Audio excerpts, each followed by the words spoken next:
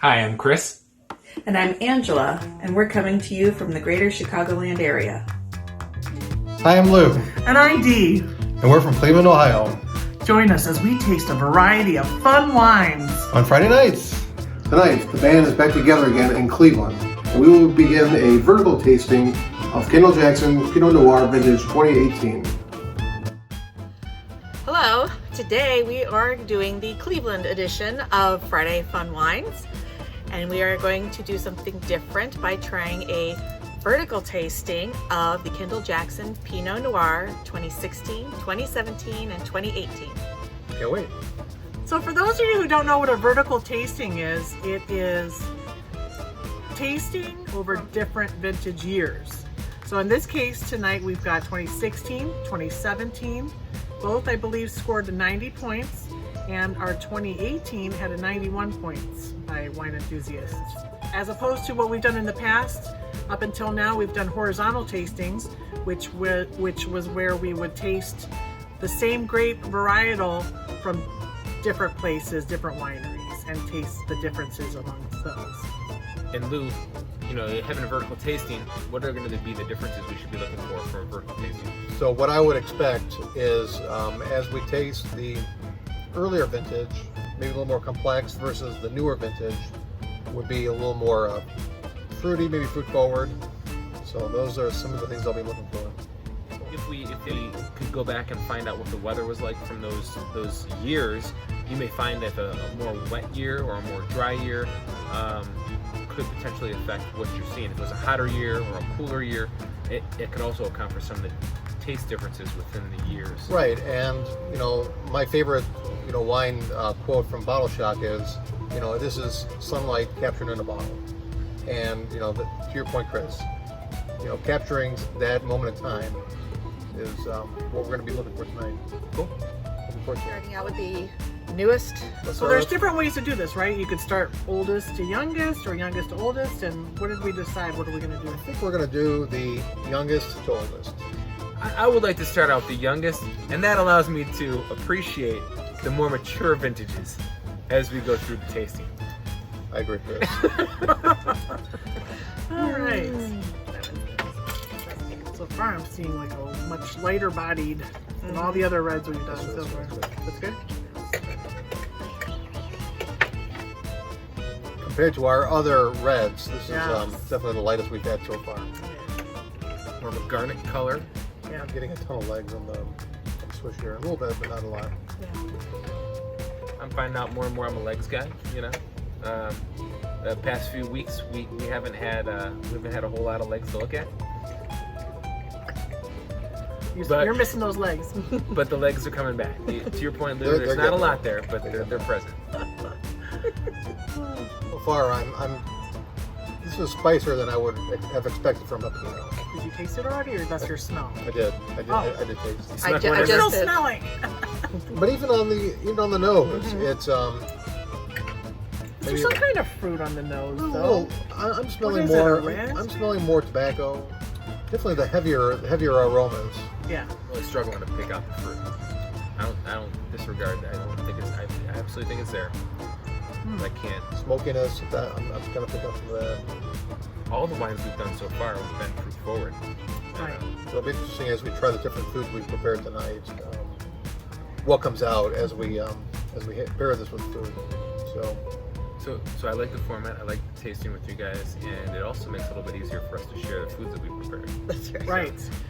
As you see, they're laid out in front of us, so very easy to pick out. And do you want to walk through some of them, and then Dee, what you prepared? We have a few different types of pears. Pears were highly recommended as a pairing for a Pinot Noir. So we just picked a red pear, Boss, or the brown, and then just your traditional yellow. Bartlett. Bartlett. Okay, Yep. thank you. And Anjou, I don't know if I said that right. And we took, Dee Must be took French. some of the pears and put them on top of goat cheese crostini. With a little honey drizzle. We have a lemon zest ricotta with crostini with a crushed red peppercorn. Some grilled vegetables, olives, some walnuts, and there's a mushroom dish that we'll bring out when we do the next wine. So with that, I'm going to try the walnuts first. I'm going to try mushroom because mushrooms was a recommended pairing, correct? With Pinot.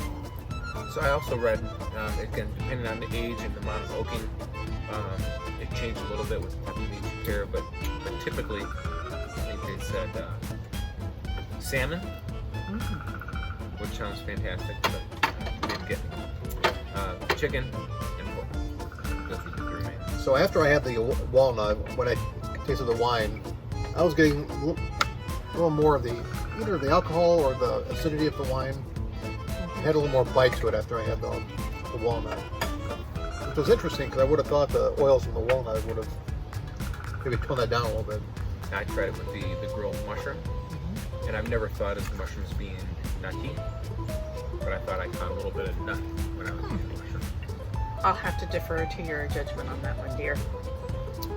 Not a mushroom. You're not- I'm not a mushroom person now. Neither am I.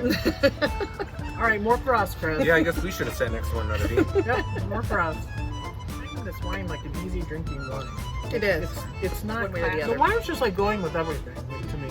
I don't know. What I've noticed so far is that the wine on its own is fine. It's good, I should say. The wine with all the foods I've had so far are good. Right. So this is an all-around good wine because you can drink it on its own. You can drink with food, and Right. I think in Friday night fun wine style, it's so far it's a win. Yeah. So do you think it's more of a Friday night, take it over to a party and have it with your friends, or is it a Friday night sit down to dinner and have it with your... Go either way. Well, I mean, if I was having it with dinner, I would choose what I would pair this with. Obviously not with a steak, but if you were having chickens, you're having fish, I'd say it's perfect. Or like we're doing now with cheese and crackers and other finger foods. I think this is perfect. So I'm in new territory, and this is kind of one of the things we were hoping. We were hoping to learn a little bit more about the different flavors of different grapes and different wines.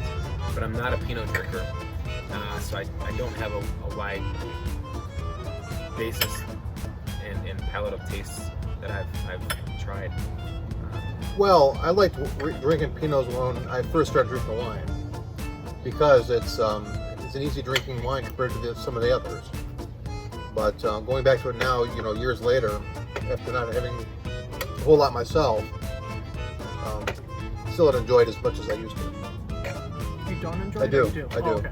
And this seems really balanced, don't you think? It is. It's a little bit of. First the acidity hits you on the tongue. Then as you swallow it, the tannins from not only the grape but also the oak barrel, kind of finishes off the side. So it's really nice to drink. So that's a good question. This is an oaked wine? I would think so. Aging in primarily French oak barrels. Touch of vanilla, that adds the touch of vanilla, and cedar for the elegant Pinot Noir. Cedar.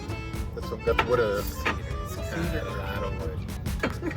What's your guess on the alcohol, Chris? Ooh. I'm going to wait for the second one.